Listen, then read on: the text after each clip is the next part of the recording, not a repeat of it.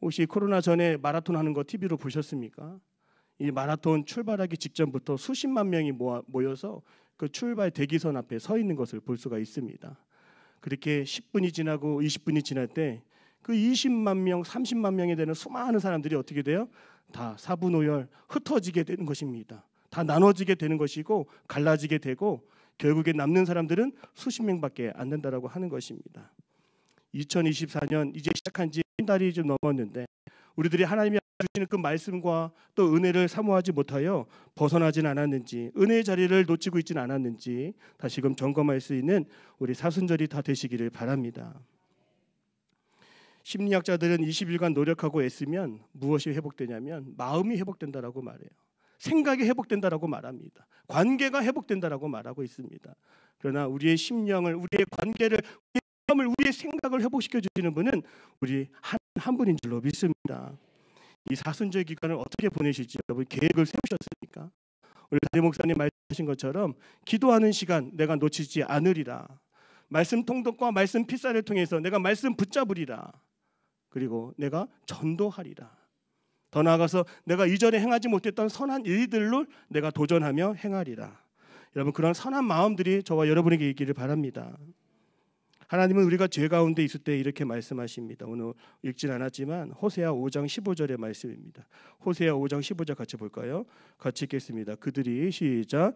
그들이 그 죄를 뉘우치고 내 얼굴을 구하기까지 내가 내 곳으로 돌아가리라. 그들이 고난받을 때에 나를 간절히 구하리라. 아멘. 이 히브리인들이 즐겨 사용하는 표현이 있습니다. 그러니까 하나님이 여기에 우리와 함께 하심을 간절히 바랄 때에 이 히브리 사람들은 하나님의 얼굴을 구한다, 하나님의 얼굴을 구합니다라고 하는 표현을 썼어요. 오늘 이 시간 우리가 하나님의 임재를 구하고 또 하나님의 얼굴을 바라보며 긍휼함을 구할 때에 하나님 오늘 이 자리에 우리를 만나 주시고 우리의 심령을 어루만져 주실 줄로 믿습니다. 우리를 기다리고 계시는 분이 우리 하나님이세요. 잘 왔다, 보고 싶었다, 어서 와라. 함께 예배하는 우리를 주님 기다려 주십니다. 예전에 장례를 치를 때 95세가 되는 어르신을 장례를 앞두고 또 세례를 베푼 적이 있었습니다. 따님 집사님이 눈물로 울면서 우리 아버지 천국 가야 된다라고 꼭 세례받게 해달라고 그런 부탁이 있었습니다. 듣지도 못하시고 말하지도 못하시는 그 어르신께서 어디서 그 힘이 났는지 그 복음을 전할 때마다 아멘, 아멘, 아멘 하시는 모습을 지금도 잊을 수가 없습니다.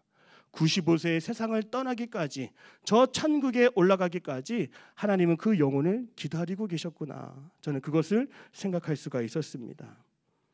약속 시간이 조금만 늦어도 버스도 출발하고 기차도 다 어김없이 출발하지 않습니까? 우리가 죄 가운데 있다 할지라도 오늘 하나님은 우리 한 명 한 명을 다시금 주님께로 돌아오기를 원하시고 계심을 믿음으로 고백하기 바랍니다. 오늘 말씀 6장 1절 어떻게 시작합니까? 따라합니다. 오라.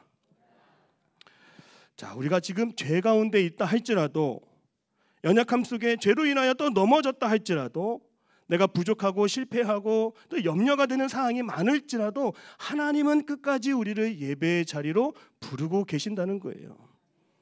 제가 찬송가 528장 가사를 보니까 너무나 가사가 마음에 와닿더라고요. 예수가 우리를 부르는 소리. 우리 화면으로 한번 보여주시겠어요? 예수가 우리를 부르는 소리, 그 음성 부드러워. 우리 이 찬양을 반주 없이 그냥 한번 가사를 한번 불러봤으면 좋겠어요. 시작. 예수가 우리를 부르는 소리, 그 음성 부드러워. 문 앞에 나와서 사면을 보며 우리를 기다리네. 오라 오라 오라 오라, 방황치 말고 오라. 죄 있는 자들아 이리로 오라. 주 예수 앞에 오라. 아멘. 저는 여러분의 자녀들이 하나님 앞으로 나오기를 바랍니다. 우리 모든 가족들이 영혼 구원 받아야 되지 않겠습니까? 제가 사용하던 약품 중에 하나를 잠깐 소개하고 싶은데요.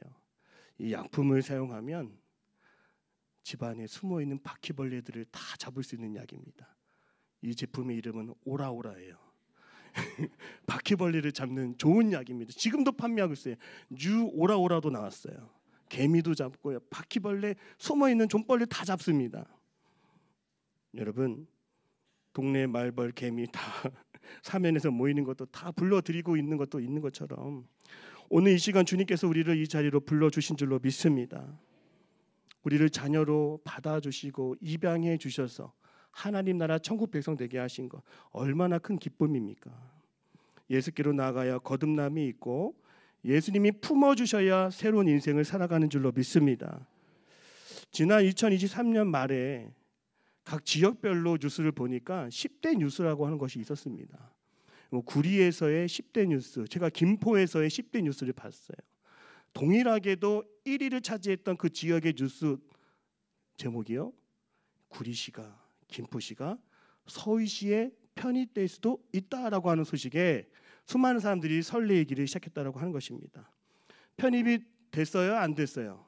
아직 안 됐어요. 그러나 편입할 수 있다라고 하는 그 기대감 때문에 한 해 동안의 어떤 어려움도 다 잊어지고 그 기대감으로 한 해를 살았다라고 하는 것입니다. 여러분, 오늘 우리에게 있어서 가장 좋은 소식은 무엇입니까?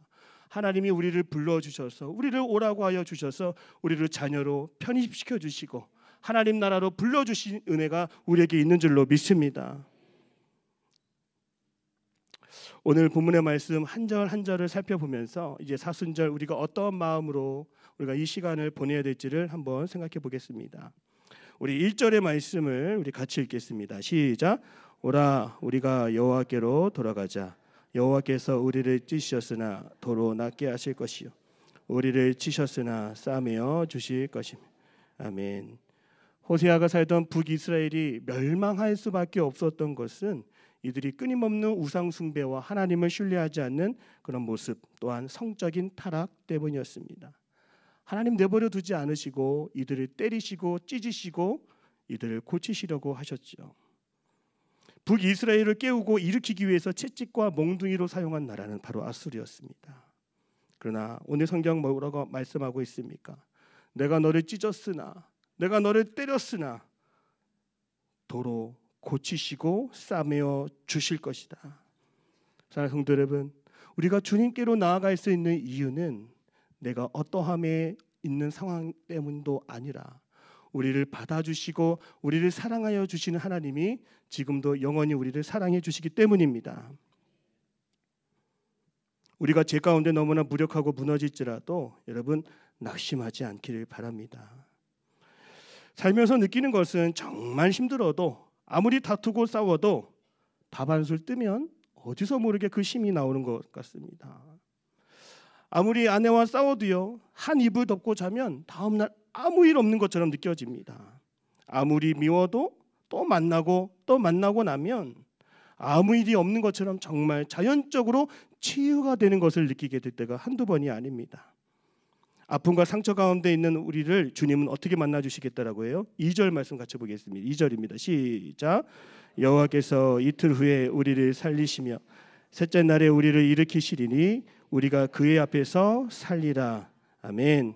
첫째 날은 죄로 인하여 멍들고 맞았다 할지라도 그 다음 날 우리 곁을 떠나지 않으시고 우리를 살려주시고 일으켜주시는 하나님이 늘 나와 함께하고 계셨다라고 하는 거예요. 정말 힘들어도 교회 나오십시오, 여러분. 정말 힘들어도 속회의 자리를 꼭 회복할 수 있기를 바랍니다. 마음 아파도 마음이 연약하여도 상처가 많아도 그 자리에 이미 주님이 함께하고 계십니다. 왜 우리가 우울증에 빠져요? 바로 나만 바라보고 내 과거를 들여다보고 내가 했던 행위들을 곱씹어 보기 때문이 아니겠습니까? 하루, 이틀, 3일 그 이상까지도 함께 하시는 주님이 우리의 하나님이 되어 주십니다. 2절의 말씀처럼 따라합니다. 그의 앞에서 살리라. 다시 따라합니다. 주 앞에서 온전하게 서리라.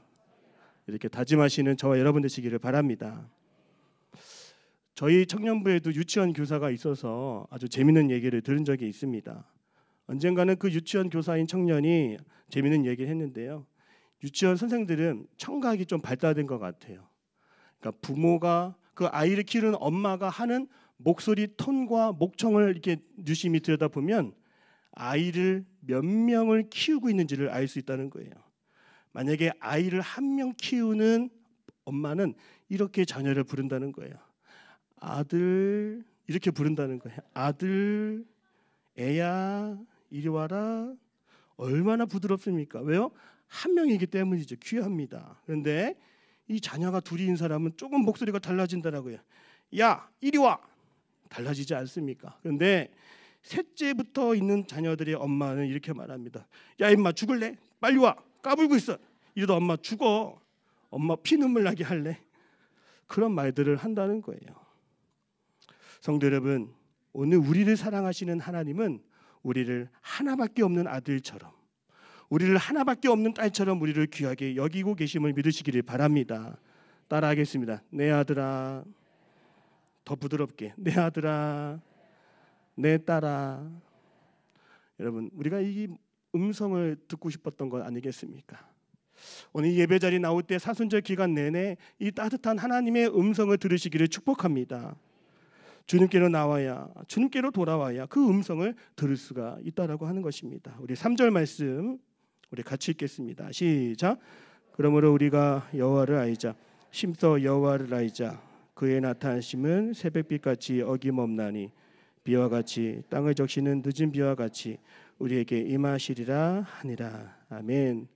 주님께로 나오기만 하면 이스라엘 농경 사회에서 가을에 농사를 시작하여 또 봄에 추수할 때 이른 비와 늦은 비가 정말 절묘하게 그 타이밍을 맞춰서 내리지 않습니까?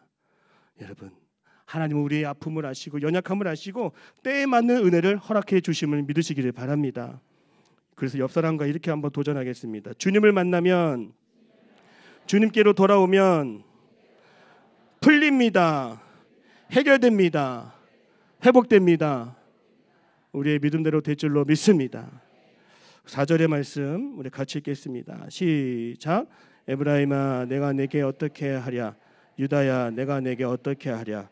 너희의 인애가 아침 구름이나 쉬 없어지는 이슬 같도다. 아멘.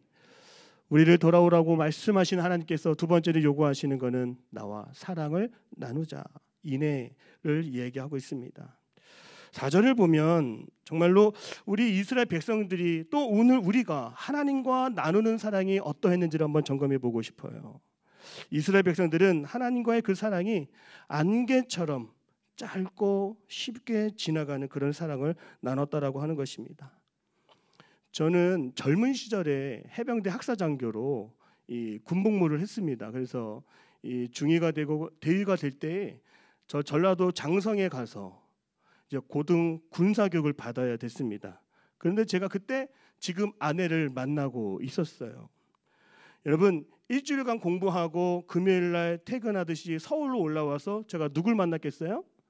아내를 만났어요. 근데 여기 말씀에서 표현하고 있는 것처럼 금요일 날 저녁에 만나고 토요일 날 만나고 주일 날 부대로 복귀하는데 정말 안개처럼 그 시간이 빨리빨리 지나가더라고요. 이 손 한번 잡아야 되는데 함께 데이트를 해야 되는데 시간이 너무나 빨리 지나가는 것 같았습니다. 꼭 신데렐라처럼 아내가 밤 12시만 되면 사라지는 것 같고 어디 갔는지를 모르겠는 것처럼 그런 마음이 들 때가 한두 번이 아니었습니다. 그래서 빨리 결혼하자. 그리고 결혼하자라고 얘기했어요. 여러분, 오늘 이스라엘 백성들을 통한 하나님의 마음은 무엇입니까? 하나님은 아주 잠깐일지라도 우리가 전심을 다하여 하나님을 사랑하기를 원하신다는 거예요. 하나님이 바라는 것은 화려한 제사나 형식적인 예배 생활이 아니었습니다. 마음에도 없는 순종, 마음에도 없는 예물 아니었어요. 그저 사랑뿐이었습니다. 6절 말씀 같이 읽겠습니다. 시작.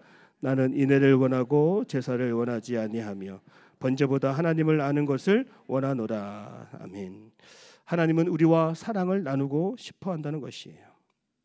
여러분, 누가복음 15장에 누가 나옵니까? 탕자 이야기가 나옵니다. 돼지 우리에서 돼지의 쥐염 열매를 먹다가도 아버지의 사랑이 떠올라 아버지의 집으로 향할 때에 여러분 그것이 끝이 아니었습니다. 나를 사랑하시고 나를 재우시고 나에게 모든 은혜를 베풀어 주시는 그 아버지를 알고 그 집을 떠나지 않고 그 아버지를 더욱 사랑하는 것이 그 아들에게 남아있는 과제였습니다. 호세아에게는 음탕한 아내 고멜이라고 하는 여인이 있었습니다. 고멜이 집을 나가서 음란한 생활을 한다 할지라도 다시금 집에 들어올 수 있는 것은 한결같이 사랑하는 남편 호세아가 있었기 때문인 것이죠. 단순히 그 감사한 마음 때문에 살아가는 것이 아니라 나를 이렇게까지도 용서하고 사랑하는 그 남편, 그 한 사람을 내가 이제는 정말로 사랑하고 집을 떠나지 않을 때 진정한 사랑을 완성이 될 수 있다는 것입니다. 우리 신앙생활의 궁극적인 목표는 바로 하나님과의 사랑인 줄로 믿습니다. 하나님이 우리를 먼저 사랑해 주신 것처럼 끝까지 우리가 더 하나님을 알고 하나님을 더욱 사랑할 수 있는 은혜가 오늘 우리 모두에게 있기를 주님의 이름으로 축복합니다. 그렇다면 왜 하나님은 우리에게 사랑을 원하실까요? 불교에 가면 부처를 사랑하십시오 그런 말 들어본 적이 없습니다. 유교를 보면 공자를 사랑하십시오 그런 말 하지 않습니다. 유독 기독교, 개신교, 우리 또 감리교 안에서도 유독 하나님을 많이 사랑해야 된다라고 말하고 있어요. 왜 그럴까요? 하나님은 인격적인 분이시기 때문이죠. 더 중요한 것은 그 하나님이 지금 살아 계시기 때문에 오늘 나와 사랑의 교제를 나누고 싶어 한다는 것입니다.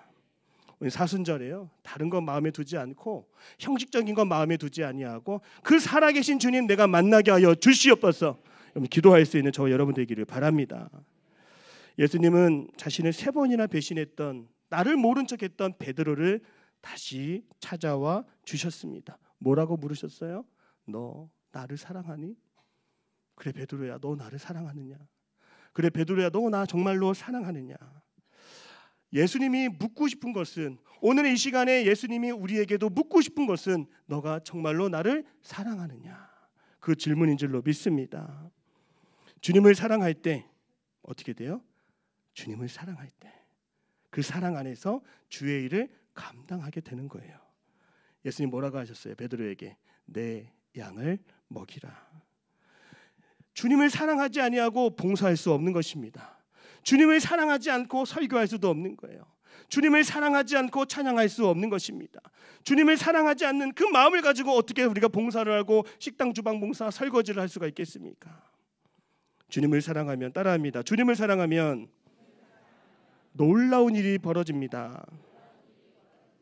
여러분 정말 사람을 사랑하기 이전에 내 일을 사랑하기 이전에 내 자녀를 사랑하기 이전에 하나님을 더 깊이 알고 사랑하시기를 바랍니다. 그러면 그 하나님이 주시는 힘과 능력으로 맡겨주신 그 일이 너무나 감사하고 너무나 복되고 그것을 놓치지 않게 되는 열정도 하나님이 주신다는 거예요. 제가 승희교회에 오게 된 것도 겉으로 보면은 청년들을 사랑하고 청년들을 위해서 뭔가를 할 수 있을 것 같은 마음으로 제가 이 자리에 온 것 같지만 사실은 여러분들에게만 먼저 말씀을 드리고 있는 것은 제 신앙에 하나님을 더 사랑할 때 그 청년에 대한 열정을 하나님이 저에게 주셨어요. 여러분 하나님을 더 깊이 만나고 또 하나님과의 관계를 점검하고 하나님과의 관계가 더 되살아나는 역사가 나타나기를 바랍니다. 이 모든 교회 사역의 원리, 가정 사역의 원리, 찬양대를 이끌어가는 찬양대의 원리, 하나님을 사랑하는 것에 있는 줄로 믿습니다. 어느 사장 부부가 한 모임에 갔습니다. 근데 이 비서가 사모님에게 이렇게 얘기를 하는 거예요. 아우 사모님, 우리 사장님이 얼굴도 잘생기고 또 매너도 너무 좋으시고 너무 친절해요. 똑똑하세요. 유식해요. 정말 친절하십니다. 이렇게 얘기를 했대요. 그랬더니 이 사모님이 비서를 안 보이는 곳으로 불러서 이렇게 얘기했다는 거예요. 그런데 집에로 안 와. 이렇게 얘기했다는 거예요. 많은 것을 잘하고 많은 것을 뛰어나게 할지라도 한 가지가 없으면 안 된다는 것이죠. 무엇이 없으면 안 돼요? 바로 사랑이 없으면 안 된다는 거예요. 사도 바울이 말했습니다. 사랑이 없으면 아무것도 유익이 되지 않고 사랑이 없으면 그저 꽹과리에 불과하다라고 하는 것입니다. 10가지를 잘해도 우리 한 가지를 잘할 수 있기를 바랍니다. 하나님 사랑하는 데 있어서는 우리 모두가 선수가 되고 프로가 되시기를 주님의 이름으로 축복합니다. 우리 마지막으로 7절에서 11절 말씀, 긴 말씀이지만 우리 같이 읽겠습니다. 시작.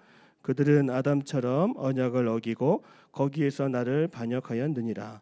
길르앗은 악을 행하는 자의 고울이라.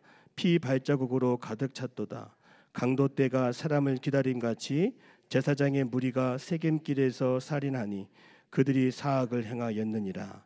내가 이스라엘 집에서 가증한 일을 보았나니 거기서 에브라임은 음행하였고 이스라엘은 더럽혀졌느니라. 또한 유다여 내가 내 백성의 사로잡힘을 돌이킬 때 내게도 추수할 일을 정하였느니라. 아멘. 우리를 그토록 돌아오기를 원하셨던 하나님 앞에서 이 이스라엘 백성들의 태도는 무엇입니까? 한결같이 죄를 범하고 하나님께로 멀어지고 있었다는 것입니다. 7절의 말씀을 보십시오. 이스라엘 백성들의 죄가 아담의 죄처럼 결코 가볍지 않다는 거예요. 특히 8절과 9절의 말씀을 보면 당시 도피성 가운데 하나였던 길르앗과 세겜, 그 세겜에서 제사장들이 부주 중에 살인을 저지른 자들을 또 살인하고 또 안갚음하고 핍박하고 사악한 행위를 멈추지 않았다라고 하는 것입니다. 깨닫지 못하고 회개하지 못하고 돌아오지 못하는 이들에게 남은 것은 뭐예요? 오늘 본문 말씀처럼 심판이 기다리고 있다라고 하는 것입니다. 여러분, 이스라엘은요 회개를 왜 안 했을까요? 우리 호세아 7장 10절과 호세아 11장 5절 말씀 같이 한번 두 구절 우리 같이 찾아서 한번 읽어보겠습니다. 시작. 이스라엘의 교만은 그 얼굴에 드러났나니 그들이 이 모든 일을 당하여도 그들이 하나님 여호와께로 돌아오지 아니하며 구하지 아니하노다. 호세아 11장 읽겠습니다. 시작. 내 백성이 끝끝내 내게서 물러가나니 비록 그들을 불러 위에 계신 이에게로 돌아오라 할지라도 일어나는 자가 하나도 없도다. 아멘. 사순절 기간 우리가 죄로부터 멀어지고 하나님께로 가까이 나아가려면 회개해야 되는데, 회개로부터 시작해야 되는데 그 회개가 왜 안 되고 왜 어렵게만 느껴지는 것일까요? 한번 생각해 보십시오. 우리가 회개할 때 제일 먼저 생각하는 것은 내 입술로 내 죄를 고백하는 것이다라고 생각해요. 그것을 우리는 자복이라고 말합니다. 그런데 진정한 회개는요, 뉘우칠 회에 고칠 개예요. 방향을 완전히 돌려서 죄로부터 단절을 선언하고 하나님께로 붙어 있는 것을 우리가 의미한다고 하는 것이죠. 진정한 회개는 행동으로 나타나야 될 줄로 믿습니다. 시편 51편을 보면 아직까지도 회개하지 않아서 고통 가운데 있는 한 사람을 소개합니다. 누구일까요? 바로 다윗입니다. 우리아의 아내 밧세바를 간음하고 모든 이들이 모른 것 같이 숨기고 조용하게 있을 때 그 마음은 찢어지는 아픔과 고통 속에 있었다라고 기록하고 있습니다. 다윗의 그 인생에 어떠한 즐거움도 없었고 염려가 가득하고 그 심령도 답답함 가운데 있었다라고 기록하고 있어요. 시편 51편 1절에서 5절인데요. 우리 화면에 보시고 같이 읽겠습니다. 시작. 하나님이여 주의 인자를 따라 내게 은혜를 베푸시며 주의 많은 긍휼을 따라 내 죄악을 지워 주소서. 나의 죄악을 맑게 씻으시며 나의 죄를 깨끗이 제하소서. 물은 나는 내 죄과를 아오니 내 죄가 항상 내 앞에 있나이다. 내가 주께만 범죄하여 주의 목전에 악을 행하여 싸우니 주께서 말씀하실 때에 의로우시다 하고 주께서 심판하실 때에 순전하시다 하시리다.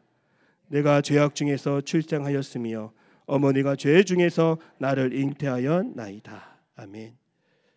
죄를 짓고 회개하지 않으면 밤낮으로 그 영이 회복되지 않고 답답함 속에 괴로워 죽을 것 같은 그런 인생을 살아가게 된다는 것입니다. 그런데 이 다윗도 주님 앞에 눈물로 침상을 적셔가면서 회개할 때 어떤 일이 일어났을까요? 우리 10절과 11절 시편 51편입니다. 같이 읽겠습니다. 시작. 하나님이여 내 속에 정한 마음을 창조하시고 내 안에 정직한 영을 새롭게 하소서.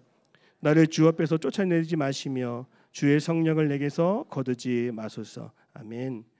회개를 통해서 새로운 마음을 구해야겠다. 회개를 통해서 새로운 영을 내가 구해야겠다. 정직한 영을 주님 허락하여 주시옵소서. 여러분, 사순절 우리가 새 마음을 구하고 새 영을 주님께 구할 수 있는 우리 모두가 되기를 바랍니다. 회개하는 자에게 하나님은 은혜를 베푸시고 그 삶의 기쁨을 회복시켜 주신다는 것입니다. 그래서요, 회개는 마지막에 가서 하는 것이 아니라 회개는 새로운 출발을 위한 전제 조건인 것을 꼭 기억하십시오. 여러분, 말하지 못했던 죄의 문제로 고민하고 계십니까? 혹시 여러분들은 그 죄의 문제를 스스로 끊어낼 수 있다라고 확신하여서 아무 문제 없는 것처럼 지금 살아가고 계십니까? 지금 엎드리십시오. 회개할 수 있기를 바랍니다. 예수님도 회개하라 천국이 가까이 왔느니라고 말씀하시지 않았습니까? 회개해야 천국이 오는 줄로 믿습니다. 회개하면 마음에 평안이 임하고 그 마음에 심령의 변화가 임하고 하나님과의 깨진 관계가 다시 회복된다라고 하는 것입니다. 강원도 여행을 가면 철원에 그 휴전선 지역에 있는 것이 뭐예요? 철만은 달리고 싶다라고 하는 팻말을 누구나 본 적이 있을 것입니다. 여러분, 철만은 달리고 싶은 거예요.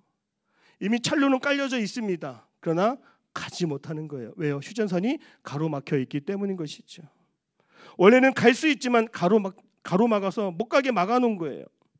우리 인간은요, 영원한 생명을 가지고 살아갈 수 있도록 우리는 창조되었습니다. 그런데요, 회개하지 않으면, 죄를 뉘우치지 않으면 가고 싶어도 가지 못하고 더 열심히 살고 싶어도 살지 못하는 그런 어려움들이 우리에게도 있다라고 하는 것입니다.